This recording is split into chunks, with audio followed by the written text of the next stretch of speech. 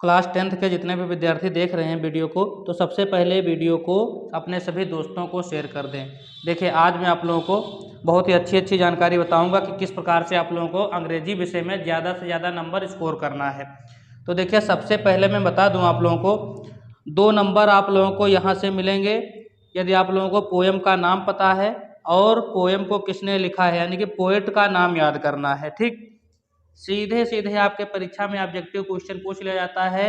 ठीक है, कौन सा पोएम किसने लिखा है ऑप्शन में आप लोगों को मिलेगा। ठीक है, तो आप लोग जितने भी चैप्टर हैं आप लोगों के में, आप लोग सबसे पहले बुक को खोलिए और स्टार्टिंग में ही सब चैप्टर नेम और ऑथर नेम लिखे होते हैं। ठीक है, प्रोज में आप लोग याद कर लीजिए और पोइट्री में याद कर लीजिए और सप्लीमेंट्री के भी याद कर लीजिए। ठीक है, तो ये काम सबसे पहले आप लोग कर लीजिए। एक बुक खरीदिए, कोई भी प्रकाशन की बुक खरीदिए, सभी में दिया होता है, सब मटेरियल सेम होता है इंग्लिश में। ठीक है, एनसीईआरटी की बुक ले लीजिए, सस्ती सस्ती बुक मिलेंगी, 20-25 रुपए की एक बुक आती है। ठीक है, तो सबसे पहला काम आप लोग करिए, चैप्टर के नेम लर्न कर लीजिए और उसको किसने लिखा, ऑथर नेम, पोइट्स नेम आप लोग याद कर लीजिए। 2 नंबर आप लोगों को यहाँ से मिल जाएंगे।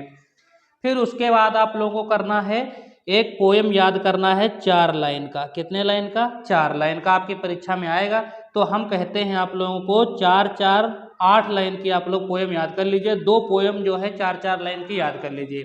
ठीक है, मान लो आपने सपोज दैट ये पोएम आप लोगों ने याद किया, 4 लाइनें ये परीक्षा में आ जाती हैं, तो आप लोगों को ये नहीं लिखना होता है, तो इसलिए आप लोग 8 से याद कर लीजिए लाइनें। ठीक है, तो ये आप लोगों के नंबर फिक्स हो जाएंगे। ठीक है, इतना काम आज कर लीजिए।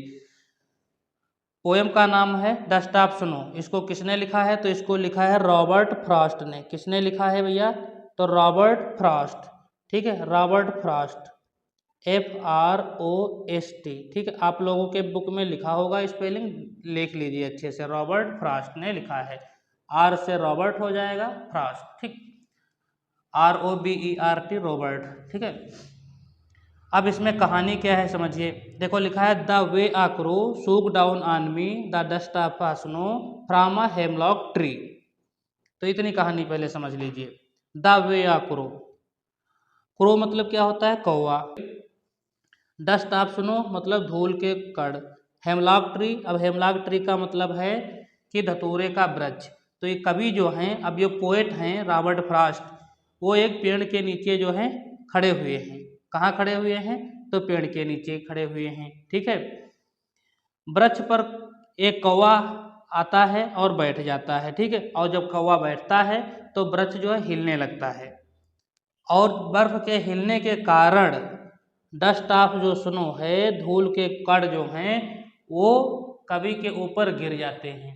देखिए, जाड़े का महीना है, जाड़े में ओस पड़ती है, बर्फ का मतलब ओस पड़ती है। ठीक है, तो जाड़े के महीने में कवि जो है हेमलॉक ट्री के नीचे खड़े हुए हैं और एक कौवा आता है, पेड़ पे बैठता है।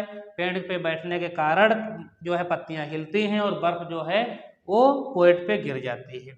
इतनी सी कहानी इस स्टेंजा में हुई। अगला देखिए, अगला stanza, has given my head a change of mood and saved some part of a day I had rued। अब जो कवि हैं दुखी मनोदशा में थे, यानी कि सैड थे। ठीक है, दुखी थे, तभी तो आए थे पेड़ के नीचे अपना जो है समय व्यतीत करने के लिए।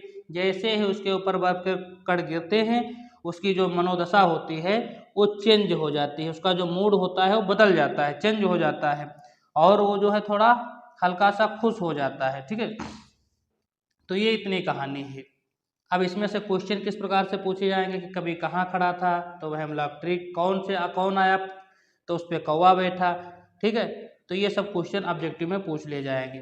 कुछ मीनिंग देख लेते हैं, इंपॉर्टेंट जो लिखी हुई हैं। देखिए, वे का मतलब होता है माइनर, डस्ट का मतलब वेरी स्मॉल पार्टिकल्स होता है, डस्ट का मतलब very small particles. Dust of snow क्या होता है? Small white flakes falling on earth, जो छोटी छोटी बूंदें गिरती हैं। ठीक है, वही सफ़ेद सफ़ेद।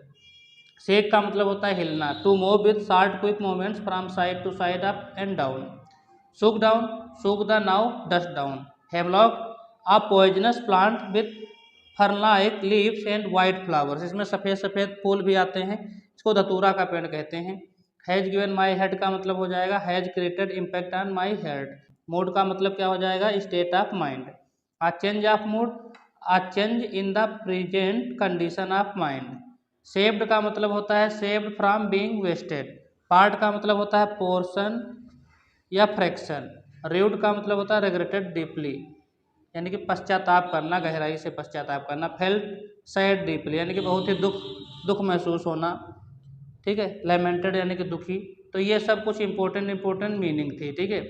तो आप लोगों को आज करना क्या है, आप लोगों को आज सबसे पहला काम करना है पोएम को लर्न कर लेना है। 8 की 8 लाइन आप लोगों को याद कर लेना है, और पोएम का नाम और पोएट्स का नाम याद कर लेना है। चैप्टर नेम, लेसन मतलब लेसन का नेम और आथर नेम आप लोगों को याद कर लेना है।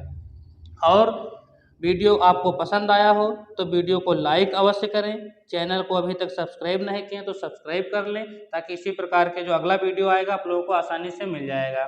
Thanks for watching this video.